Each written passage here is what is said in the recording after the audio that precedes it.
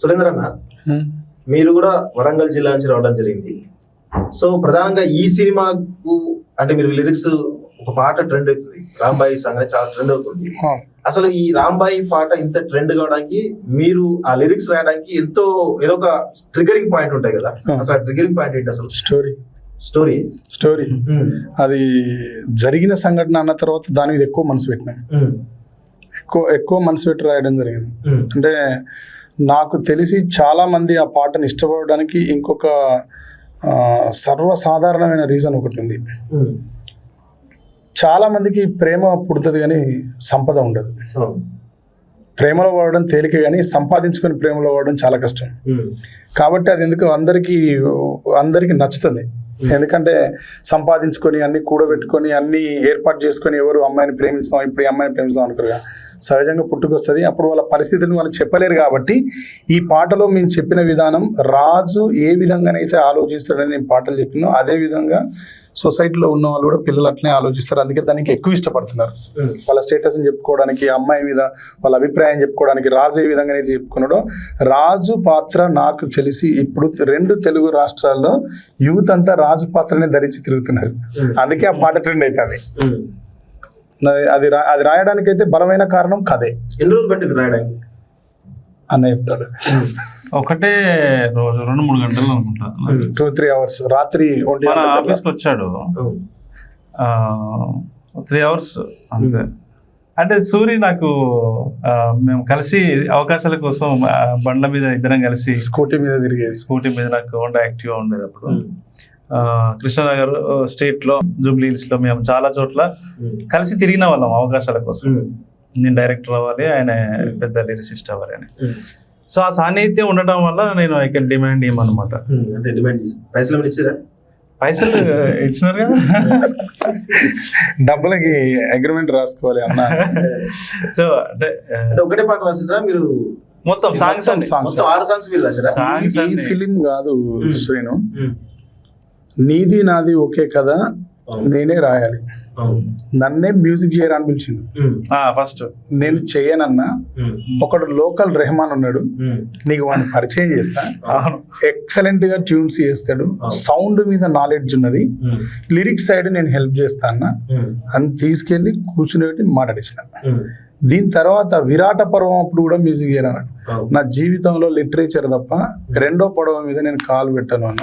ఎట్లా మీరు క్యాప్టెన్ అయ్యిండు, మీరు మమ్మల్ని అందరినీ మోసే స్థితికి వచ్చింది, అయిపోయింది, మీ షోల్డర్ మీద ఎక్కి కూర్చుండే తప్ప నేను వేరే క్రాఫ్ట్లో పోనన్నా, సురేష్ ఉంటాడు, సురేష్ చేస్తాడు అని చెప్పిన. దానికి విరాట పర్వం కోసం ఫస్ట్ నేను పాట ఎక్కడ రాసిన అంటే ఆస్ట్రేలియాలో రాసిన, సిడ్నీలో. నాకు అన్న ఫోన్ చేసి ఇట్లా ఒక దళం ఎంటర్ అవుతుంది, అప్పుడు అమ్మాయి తడకల బాత్రూంలో స్నానం చేస్తుంటది, ఒకవైపు నుంచి మూన్ లైట్ పడుతూ ఉంటుంది, ఆ మూన్ లైట్ అడ్డుకొని నడిచి వస్తూ ఉంటారు ఆయన. ఆ అమ్మాయి దాంట్లోకి వెళ్ళి చూస్తే నాకు అక్కడ పాట కావాలని అడిగాను. సురేష్ అప్పుడు ట్యూన్ పంపించాను. ఆ ట్యూన్ ఫస్ట్ రాస్తే అది అన్నకు నచ్చలేదు, కానీ అదే ట్యూన్ మళ్ళీ ఇప్పుడు అనుకోకుండా రాంబాయి సినిమాలో పెడితే అన్నకు నచ్చింది. అట్లా విరాట పర్వంలో ఎక్సలెంట్ సాంగ్ రాసినారండి. ఒకసారి పాడి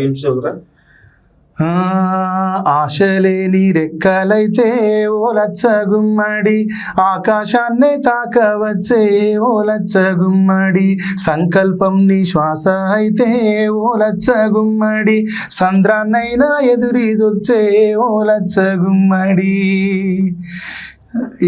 ఇది ఒక వెర్షన్. ఆమె చిన్నపిల్లగా ఉన్నప్పుడు తండ్రి స్ఫూర్తి నింపుతూ ఉంటాడు. నాకు ఇవే మాటలు చెప్పారు మీరు ఎగ్జాక్ట్గా.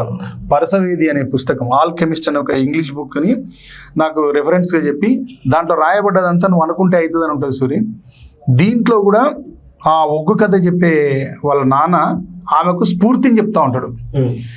నింగి తాకే పర్వతాల ఓ లచ్చగుమ్మడి, నిలబెట్టింది ఎవ్వరమ్మో లచ్చగుమ్మడి, మట్టి ఒడిని తట్టి లేపే ఓ లచ్చగుమ్మడి, నదికి నడక నేర్పిందెవరే ఓ లచ్చగుమ్మడి, నేను నీవే ఉలివై తొలచుకొని నిలవాలి చీకటి దాటుకొని, ఆశలేని రెక్కలైతే ఓ లచ్చగుమ్మడి, ఆకాశాన్నే తాకవచ్చే ఓ లచ్చగుమ్మడి. ఇది ఆమె చిన్న పాపగా ఉన్నప్పుడు వర్షన్. అప్పుడు తండ్రి ఏం చెప్తాడు, నీకు ఆశలు ఉంటే ఆ ఆశలను సాధించుకోవడానికి నీ మనసే నిన్ను రెక్కలుగా, నీ సంకల్ప బలమే నిన్ను రెక్కలుగా చేసి ఏ మూలకైనా తీసుకుపోద్ది బిడ్డ అని చెప్తాడు. అంటే దేన్ని పోల్చి చెప్తా ఉన్నాడు, ఆమె అడుగుతుంది బావి దగ్గర, నాన్న పక్షులు ఎగిరిపోతున్నాయి, ఇదే చెప్పారు గుర్తుందా అన్న, ఇవే మాటలు చెప్పారు నాకు నా ఆఫీస్లో చైర్లో కూర్చొని. పక్షి ఆకాశంలో ఎగిరిపోతూ ఉంటుంది నాన్న, నాకు దానిలాగా ఎగిరిపోవాలని ఉన్నది, కానీ ఎంత ప్రయత్నించినా పోతలేను నాన్న అంటే అప్పుడు తండ్రి చెప్తాడు, పక్షులకైతే రెక్కలు ఉంటాయి బిడ్డ, మనుషులకైతే ఆశయాలు సంకల్పాలు ఉండాలి అని చెప్తాడు. ఇదే మాటని ఆమె పెద్ద పెరిగిన తర్వాత దళంలో ఉన్నటువంటి రవ్వన్నతోని వెన్నెల ప్రేమలో పడుతుంది. రవ్వన్న ఎక్కడుంటాడో తెలియదు, కానీ వెన్నెల వెతుక్కుంటూ పోవడానికి సిద్ధపడుతుంది.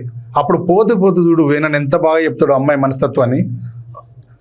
ఆమె ఇల్లు వదిలిపెట్టి పోతున్నప్పుడు తల్లిదండ్రులకు ఒక లేఖ రాస్తుందట, నాన్న ఒక మీరాబాయి కృష్ణుని కోసం, అంబేద్కర్ ఈ సమాజం కోసం, బుద్ధుడు ఈ సమాజం కోసం ఏ విధంగానైతే ప్రేమను వెతుక్కుంటూ శాంతిని వెతుక్కుంటూ పోయిందో నేను రవిని వెతుక్కుంటూ వెళ్తానా, నాకు రవి ఎక్కడ దొరుకుతాడని మీరు అన్నారు కదా, మీరు చెప్పిన మాటే నేను ఇప్పుడు స్ఫూర్తి తీసుకున్న రవి కోసం పోతున్నానా, నేను ఆ సంకల్పంతోనే పోతున్నా అని చెప్పి అప్పుడు ఆమె పోతూ ఉంటుంది. పోతూ ఉంటే సేమ్ ట్యూన్లో ఆమె చిన్నతనంలో బాల్యంలో పాడుకున్న బాణీకే ఆమె ప్రేమ కోసం పోతున్నప్పుడు కావాలన్నా నేను ఒకటే రోజు రాసినాం 2 పాటల్ని ఒకే రోజు.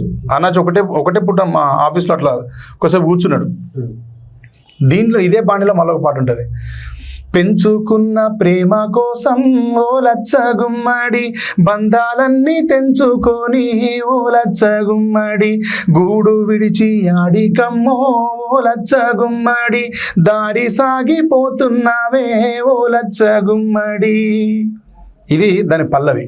చరణంలో చెప్తా ఉంటాం, సృష్టి పుట్టిన నుండి మొదలు ఓ లచ్చ గుమ్మడి, తిరుగుతూనే ఉంది భూమి ఓ లచ్చ గుమ్మడి, మనసు పడ్డ ఆ సూర్యుణ్ణి ఓ లచ్చ గుమ్మడి, చేరలేదే నేటి వరకు ఓ లచ్చ గుమ్మడి, ఆ భూమి లాంటిదే నీ ప్రేమ, అది చేరునా రవి చిరునామా. ఆయన రవి, ఇక్కడ భూమి సూర్యుని చుట్టూ తిరుగుతూ ఉంటది, కానీ ఎప్పుడు ఏం చదువుకున్నారు అసలు? 9th class.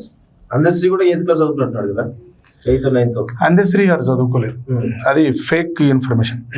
నేనైతే 9th క్లాస్ వరకు చదువుకున్నాను, 10th కూడా చదివినా కానీ ఎగ్జామ్స్ రాయలేదు. బట్ నాకు మీ లిరిక్స్ వింటా ఉంటే ఇప్పుడు అందశ్రీ గారు ఏ విధంగానైతే జనరల్ గా మీరు లిరిక్స్ ఎవరైతే పామర్లు పండితులు యూజ్ చేసే వర్డ్స్ ఏవైతే ఉంటాయో అందశ్రీ గారు అదే ఉండే. ఇప్పుడు నాకు తెలిసి మీరే కనబడుతున్నట్టు అంటే ఇప్పుడున్న పరిస్థితిలో బతుకున్న అందశ్రీ అనుకోవచ్చు లేదా మీరు చెప్పండి. అందశ్రీ అంటే ఇప్పుడు మనం అంటే జనరల్ గా అంత సాహిత్యం చదువుకుంటేనే ఇంత లిరిక్స్ వస్తాయి జనరల్ గా, అంటే మీకు ఇంత సాహిత్యం రావడం కదా కారణం ఏంటి అసలు? వాళ్ళు కథ చెప్తున్నప్పుడే పాట భావం పుడుతూ ఉంటుంది. వాళ్ళు కథ చెప్పే విధానంలోనే నాకు ఈ పాట రాసినప్పుడు వేనన్నే సగం సబ్జెక్ట్ ఇచ్చిండు, ఇట్లుంటే బాగుంటుందిరా, ఇట్లుంటే ఈ ఫీలింగ్ ఉండాలి, ఇది ఉండాలి. అక్కడ ఇంకా చేసేది మనం చెప్పడమే, కొంచెం ఇంకా విశాలంగా ఓపెన్ అయిపోవడం అంతే, అట్లా వస్తుంది అంతే.